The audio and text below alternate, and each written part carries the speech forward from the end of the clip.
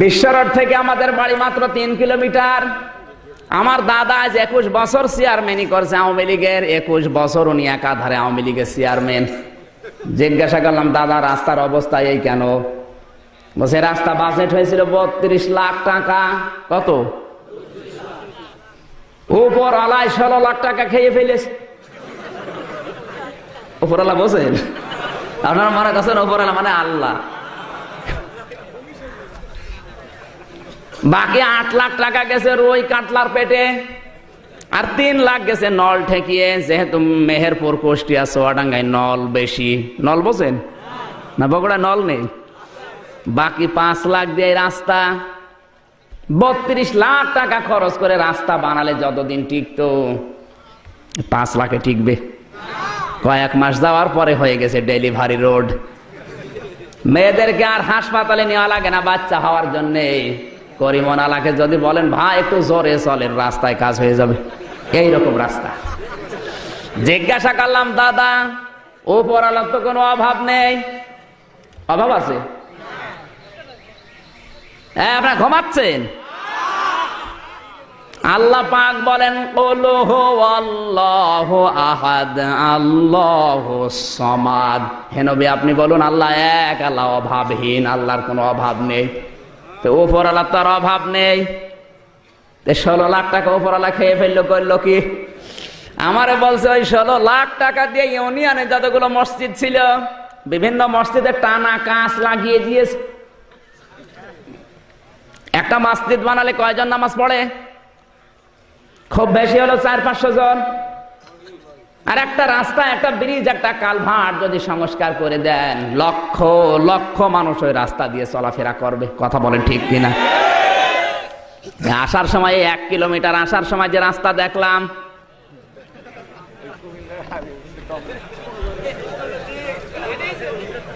এক লক্ষ মসজিদ বানানোর চাইতে 1 কিলোমিটার রাস্তা সংস্কার করে দেওয়া আল্লাহর কাছে অনেক দামি। এ সহজ ইসলাম বোঝে না। মানে রাস্তার টাকা, ব্রিজের টাকা, কালভার্টের টাকা আত্মসাৎ করে মসজিদ বানিয়ে দিচ্ছে। উল্টা বুঝবেন না। কিয়ামত বিশ্বাস করে শুধু ওই মুখে মুখে।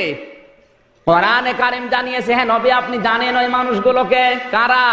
আরাইতাল্লাযী ইউকাযযিবু বিদ্দীন ফাযালিকাল্লাযী ইয়াদউল ইয়াতীম। আরাইতা হরফে ইস্তেফহাম, প্রশ্নবোধক চিহ্ন, ইন্টারগেটিভ সেন্টেন্স এটা।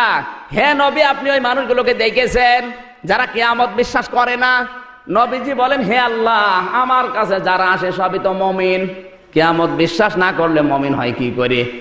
আল্লাহ পাক বলেন, হে নবী মুসলমান আপনার কাছে নামধারী আসে, কিন্তু কিয়ামত বিশ্বাস করে না তারা যারা এতিমের গলায় ধাক্কা দেয়। এতিমের গলায় ধাক্কা দেওয়া মানুষ আছে না নেই? ধাক্কা মানে গলা ধরে ধাক্কা দেওয়া লাগবে না। আমি আগেই বলেছি এতিম কয়েক প্রকার। মা বাবা নেই এতিম, জনগণ সরকারের কাছে এতিম।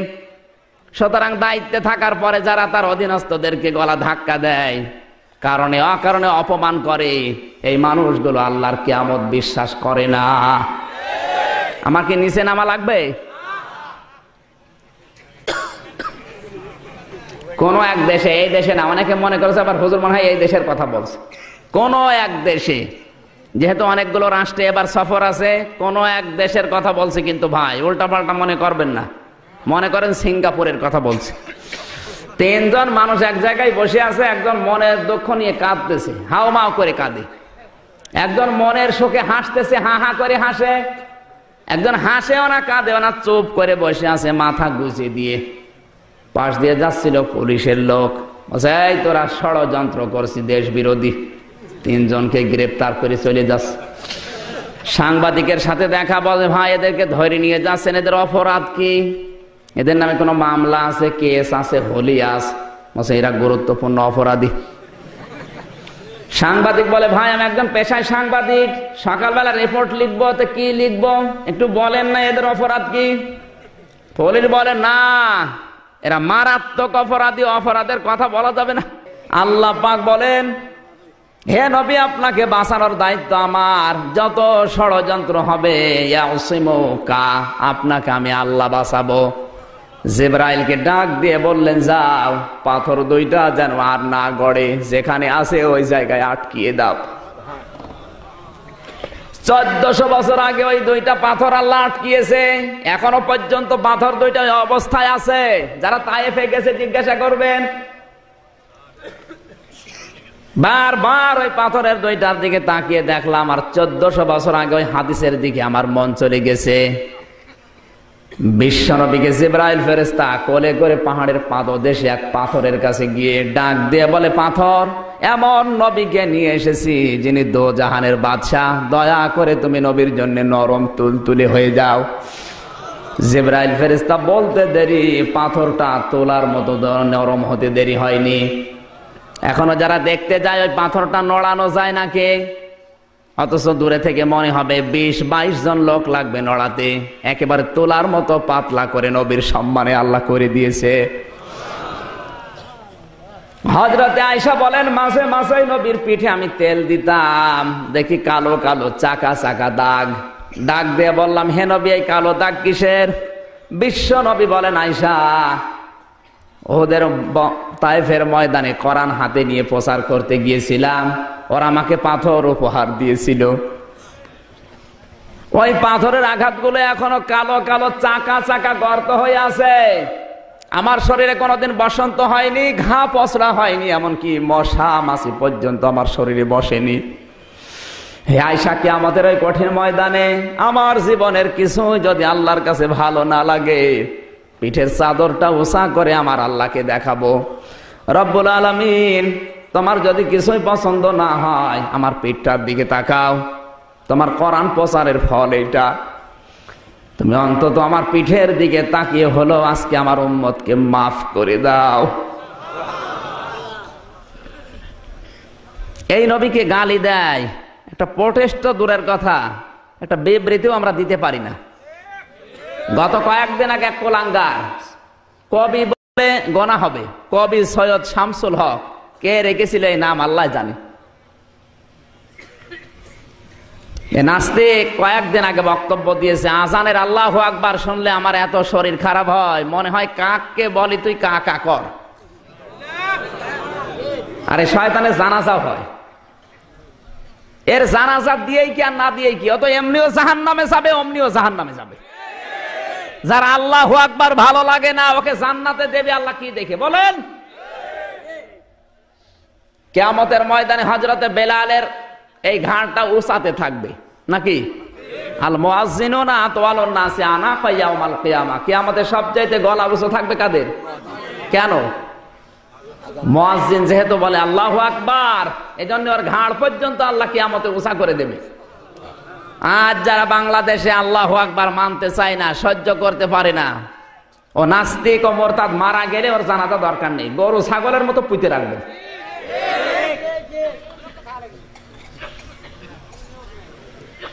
এই কান লাগান, বিশ্বনবী মুহাম্মদুর রাসূলুল্লাহ সাল্লাল্লাহু আলাইহি সাল্লামের উপরে মন থেকে দরুদ পড়েন, সাল্লাল্লাহু সাল্লাল্লাহু। আমার আজকের আলোচনার বিষয় আখিরাতের পুঁজি। এটা আমাদের সবার দরকার না, আমার একা দরকার। আমি এখন মরা মানুষের ভূমিকায় আছি, কারণ একটা মানুষ মারা গেলে এরপরে তাকে ধোয়ানোর পরে সাবান দিয়ে কাফনের কাপড় পরিয়ে এরপরে ইমাম সাহেবের সামনে নিয়ে যায় জানাজার জন্য। আর আমি নিজেকে জিন্দা অবস্থায় কাফনের কাপড় পরিয়েছিলাম কয়েকদিন আগে। কি বলেন? আমি তো মরেই গেছি, আমার সামনে হায়াত আছে, এটা আমার বোনাস লাইফ। এই জন্য পা ফেললেও হিসাব করে ফেলা লাগবে। আল্লাহর কসম, আমি যদি হজ না করতাম এই মাহফিলেও আসতাম না, ওইটাও যেতাম না। যেহেতু দুই জায়গায় কথা দিয়ে ফেলেছে, এখন দুই জায়গায় পোস্টার হয়ে গেছে, আমার কিছু করার নেই, বাধ্য হয়ে আমার জীবনের উপরেও কষ্ট, আর যারা এসেছে এদেরও কষ্ট। এখন আমার কথা বললেও হিসাব করে বলা লাগে, কারণ আমার একটা কথা যদি রং হয়, আমার আচরণ যদি খারাপ হয়, দোষ শুধু আমার একা না, দোষ হবে সারা পৃথিবীর হাজিদের। বলবে হাজি নামে পাজি।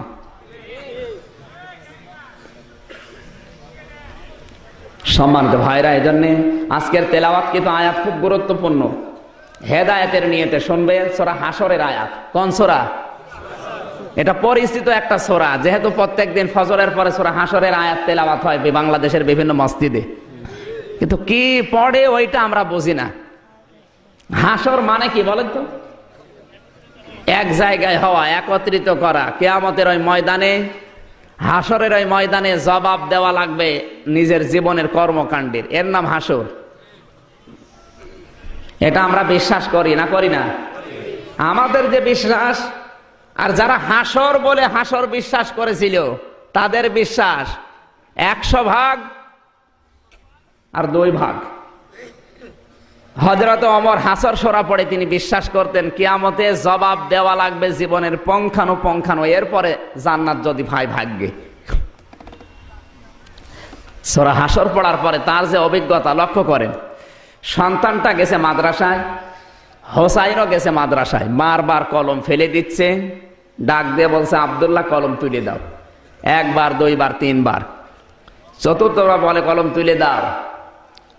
হযরত আব্দুল্লাহ বলে হোসাইন 3 বার কলম তুলে দিলাম, আবার তুলতে বলো, আমি কি তোমার চাকর নাকি, খাদেম নাকি? হোসাইন বলে তুমি শুধু খাদেম না, তুমি তো খাদেমের বাচ্চা খাদেম। যে এই কথা বলেছে গেছে রেগে, বাড়িতে যেয়ে বলে আব্বা আমি আর মাদ্রাসায় পড়বো না। কেন? আমাকে গালি দিয়েছে হোসাইন, আমি নাকি খাদেমের বাচ্চা খাদেম। বিচার যদি তুমি না করো, হোসাইনকে যদি শাস্তি না দাও, এ মাদ্রাসায় পড়া আমি বাদ দিয়ে দেব। হযরত ওমর বলে সন্তান, সকালবেলা বিচার হবে জমার দিন।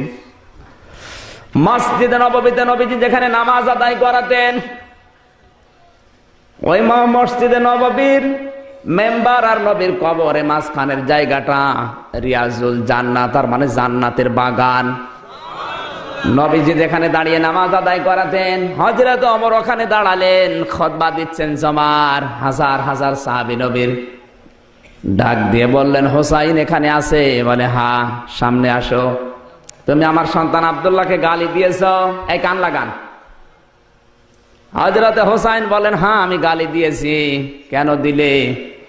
তুমি আমার সন্তানটাকে খাদেমের বাচ্চা খাদেম বলেছো। তুমি কি জানো এখন আমার পজিশন কোন জায়গায়? আমি দেশের প্রেসিডেন্ট। আগে বলেছি বাংলাদেশ 14টা জোড়া দিলে যত বড় হয়, সৌদি আরব একাই অত বড়। তাহলে এত বড় দেশের বাদশাহ তার ছেলেকে গালি দিচ্ছে খাদেমের বাচ্চা খাদেম, মাথা ঠিক থাকবে? হযরতে হোসাইন ডাক দিয়ে বলে খলিফা, বুকে হাত দিয়ে সত্যি করে বলেন তো আপনি কি আমার নানার খাদেম না? কথা বন্ধ হয়ে গেছে। হযরত ওমর চোখ দিয়ে অঝর নয়নে পানি ঝরছে। ডাক দিয়েছে হোসাইন, যে কথাটা বললে এটা লিখে দিতে পারবে? কাগজ নিয়ে আসেন। ওই সময় তো এরকম অ্যাভেলেবেল কাগজ না, খেজুরের পাতা নিয়ে এসেছে। হযরত হোসাইন লিখে দিয়েছে ওমর আমার নানা মুহাম্মদুর রাসূলুল্লাহর খাদেম। ইতি হোসাইন ইবনে আলী লিখে সই করে দিলাম। কাগজটা হাতে নিয়ে হযরত ওমর বারবার চুমা খায়। সন্তানকে ডাক দিয়ে বলে বাবা বিচার হয়ে গেছে। ছোট্ট মানুষ বোঝে না, ডাক দিয়ে বলে আব্বা বিচার তো শুরুই হয়নি, হোসাইনকে তো শাস্তি দিলে না, কিসের বিচার হয়ে গেল?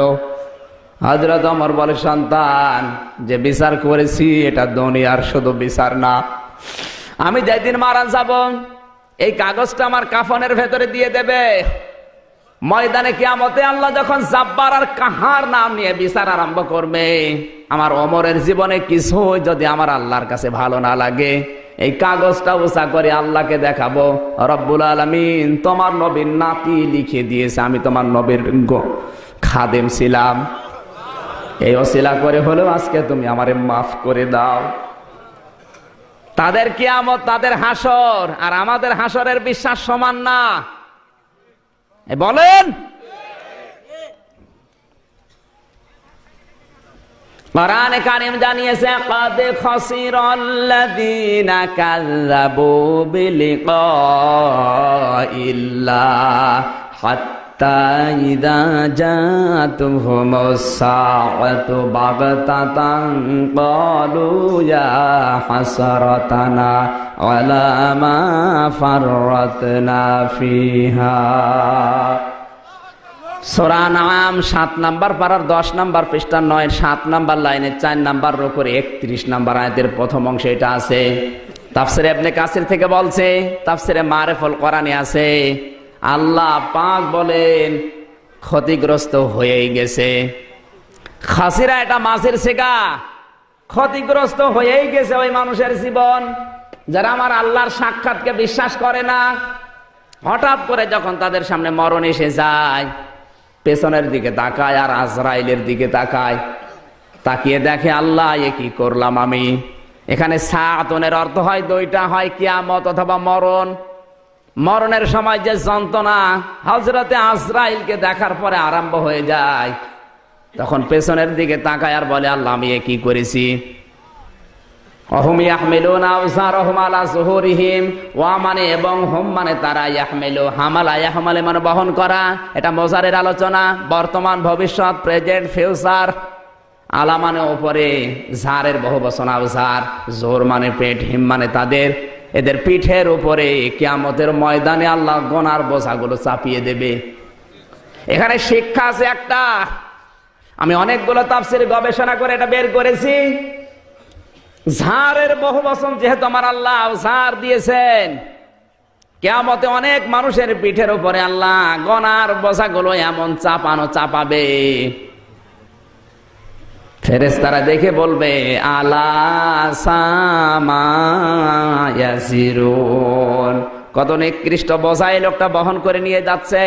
একটা মানুষ দুনিয়ায় 50 বছর হায়াত পেয়েছে, 5 মণ গোনা করেছিল। কয় মণ? কথা বোঝে? 50 বছরে 5 মণ গোনা করে লোকটা মারা গেছে। কিয়ামতের ময়দান ওর পিঠের উপরে 5 মণ গোনা চাপিয়ে দিলেই তো ওর হিসাব শেষ, নাকি না? মানে কিন্তু একটা মানুষের গোনা করেছিল 5 মণ, ওর মাথার উপরে পিঠের উপরে যদি আল্লাহ 500 মণ গোনা চাপিয়ে দেয়, তাহলে আল্লাহ অবিচারক। হ্যাঁ, আলাইসাল্লাহু বিকাফিন আবদা, আলাইসাল্লাহু বিআহকামিল হাকিমিন, আমি ন্যায় বিচারক। অথচ 500 মণ গোনা ওর পিঠের উপরে, ও তো গোনা করেছিল 5 মণ। আমার দোষ অবশ্যই আল্লাহর দোষ। এই কথা বলে না কেন? না মানে আপনি হিসাবটা মিলিয়ে দেন, 5 মণ গোনা করেছে, 5 মণ তুলে দেবে, 500 মণ ওর পিঠের উপরে দেবে কোন কারণে? এবার কারণ বলছি যাদের জীবনের সাথে মিলবে মিলিয়ে নেন, না আয়াত বাদ দিয়ে দেব। একটা মানুষ 50 বছর বয়স পর্যন্ত 5 মণ গোনা করে মারা গেছে, আমিও জানি, কিন্তু লোকটার ছেলে তো বসে নেই, ওর মেয়ে তো বসে নেই।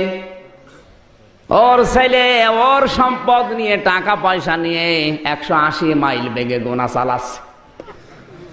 ওর মেয়ে সারা দিন সারা রাত বসে বসে ও নিজে এখন কিরণমালা হয়ে গেছে। আর ওর যে বউটা দুনিয়ায় বউ আর বউ নেই, ও বউ হয়ে গেছে কটকটি। এরকম বউ, এরকম মেয়ে, এরকম ছেলে, অথবা এমন একটা সংগঠন তৈরি করেছে যে সংগঠনের লোকেরা সারা জীবন মানুষের উপর অত্যাচার চালায়, জুলুম নির্যাতন করে। এমন একটা দল বানিয়েছে যে দলের লোকেরা মানুষকে দেখতে পারে না। আপনি হয়তো মারা গেছেন 50 বছর বয়সে 5 মণ গোনা করে, কিন্তু এরা তো বসে নেই। আপনার দলীয় লোক, আপনার সংগঠনের লোক, আপনার ছেলে, আপনার মেয়ে, আপনার সম্পদ দিয়ে, আপনার মেধা দিয়ে, আপনার ক্ষমতা দিয়ে যত অন্যায় দুনিয়াতে করবে, এর একটা গোনা ফেলাক্সে লোড হয়ে আপনার আমল নামায় যাবে। এই জন্য 5 মণ গোনা হয়ে গেছে। কত মণ? আল্লাহ বিচারক, হিসাব নিকাশ করে গোনা করেন। কিয়ামত আমরা বুঝি না, আন্দাজে বলি কিয়ামত হবে। ওমরের মতো টেন্ডেন্সি জন্ম হলে গোনা করা তো দূরের কথা, গয়ের কাছেও মানুষ যাবে না। হাদিসটা যদিও দুর্বল, আমি শিক্ষার জন্য বলছি। হযরত আব্দুল্লাহ বলেন, আমার বাবা ইন্তেকালের 12 বছর পরে স্বপ্নে দেখলাম সুন্দর করে গোসল করে ভেজা কাপড় পরে বাড়ির দিকে আসতেছে। ডাক দিয়ে বললাম, বাবা এতদিন কোথায় ছিলে? হযরত ওমর বলে, সন্তান 12 বছর আমি দুনিয়ার জীবন ছেড়েছি, এই 12টা বছর পর এখন আমি জবাব দিচ্ছিলাম আল্লাহর দরবারে। আমার জীবনের কর্মকাণ্ডের হিসাব আমার আল্লাহর দরবারে তুলে ধরেছি। মহান আল্লাহ শেষ পর্যন্ত আমাকে তার গাফফার নামের ওসিলায় মাফ করে দিয়েছে। এখন আমি জান্নাতের নহর থেকে গোসল করে জান্নাতের এই কাপড় পরে জান্নাতে যাচ্ছি। আমার ভাইরা, যেই লোকটাকে পৃথিবীতে জিন্দা অবস্থায় জান্নাতের গ্যারান্টি আমার আল্লাহ পাঠিয়ে দিয়েছেন, 10 জন মানুষ জান্নাতের সার্টিফিকেট পেয়েছে জিন্দা অবস্থায়। হযরত ওমর তার ভেতরে 2 নাম্বার। যে রাস্তা দিয়েছে তো 40 দিন শয়তান ওই রাস্তায় যেতে ভয় পেত। নবীজি জানিয়েছেন, আমার পরে যদি কেউ নবী হয়, ওমর আমার আল্লাহর নবী হয়ে যাবে। পৃথিবীতে এত বড় কথা কোন সাহাবীর পক্ষে নেই, এত সম্মান যার। বিশ্বনবী মাঝে মাঝেই বলতেন, আকাশের তারকা দেখতে পাও, 1 দিন 2 দিন 3 দিন গণনা করবা, হয়তো একদিন শেষ হয়ে যাবে তারকা। কিন্তু ওমর মুসলমান হওয়ার পরে যত ভালো ভালো কাজের আঞ্জাম দিয়েছে, কিয়ামত পর্যন্ত মানুষ ওমরের নেকি গণনা করবে, শেষ হবে না। এই মানুষের যদি 12 বছর লাগে তা আল্লাহ মাফ করে দিয়েছে, আমাদের কয় বছর লাগবে? এর নাম কিয়ামত। মানে আন্দাজে বিশ্বাস করে বসে আছে, কিয়ামত বিশ্বাস করে, আবার সুদ খাবার জম। কুষ্টিয়ার বড় মসজিদে যেখানে নামাজ পড়ায় জমার, একটা লোক দেখি বসে বসে তসবিহ টিপছে। ডাক দিয়ে বললাম, ভাই আপনি কি করেন? বলছে, হুজুর আমার কোনো কাজ নেই। কাজ নেই মানে শহরে থাকতে হলে টাকা লাগে। আমার বাবার জমি ছিল, বিক্রি করে ব্যাংকে রেখে দিয়েছি 35 লাখ টাকা। প্রতি মাসে ওখান থেকে 40,000 টাকা ইন্টারেস্ট আসে। ওই টাকা তোলে খায়, আমি আল্লাহ আল্লাহ করে, আমার কোনো গোনা নেই। আমি বললাম, এ তো সুদ, কবিরা গুনাহ হবে।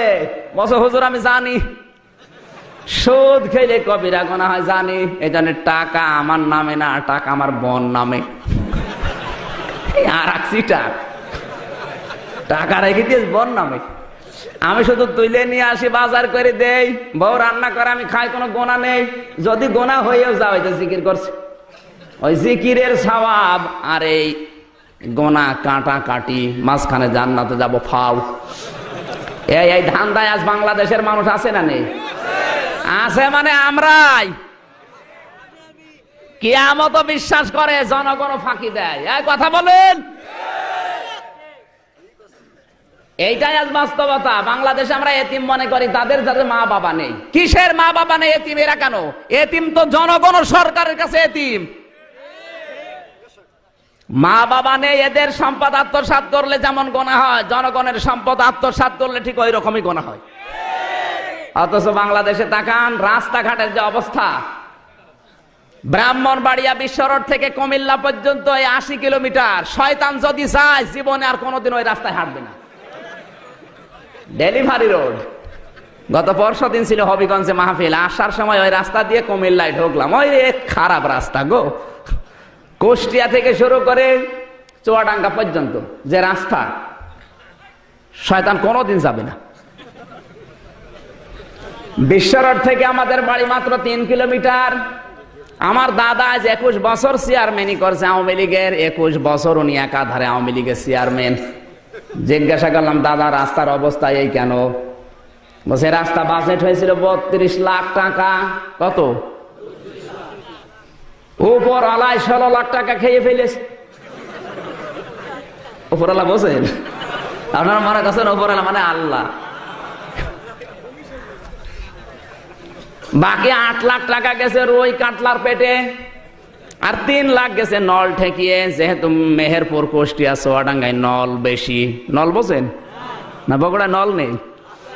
বাকি 5 লাখ দিয়ে রাস্তা। 32 লাখ টাকা খরচ করে রাস্তা বানালে যতদিন টিকতো, 5 লাখে টিকবে? কয়েক মাস যাওয়ার পরে হয়ে গেছে ডেলিভারি রোড। মেয়েদেরকে আর হাসপাতালে নেওয়া লাগে না বাচ্চা হওয়ার জন্য। করিমনালাকে যদি বলেন, ভাই একটু জোরে চলেন, রাস্তায় কাজ হয়ে যাবে। এইরকম রাস্তা। জিজ্ঞাসা করলাম, দাদা উপরওয়ালার তো কোনো অভাব নেই? অভাব আছে? আপনারা ঘুমাচ্ছেন? আল্লাহ পাক বলেন কুল হুয়াল্লাহু আহাদ আল্লাহুস সামাদ। হে নবী আপনি বলুন আল্লাহ এক, আল্লাহ অভাবহীন, আল্লাহর কোনো অভাব নেই। তো উপরওয়ালার তার অভাব নেই। 16 লাখ টাকা উপরওয়ালা খেয়ে ফেললো, করলো কি? আমারে বলছে ওই 16 লাখ টাকা দিয়ে ইউনিয়নে যতগুলো মসজিদ ছিল বিভিন্ন মসজিদে টানা কাঁচ লাগিয়ে দিয়েছে। একটা মসজিদ বানালে কয়জন নামাজ পড়ে? খুব বেশি হলো 400-500 জন। আর একটা রাস্তা, একটা ব্রিজ, একটা কালভার্ট যদি সংস্কার করে দেন, লক্ষ লক্ষ মানুষ ওই রাস্তা দিয়ে চলাফেরা করবে। কথা বলেন ঠিক কিনা? আসার সময় 1 কিলোমিটার আসার সময় যে রাস্তা দেখলাম,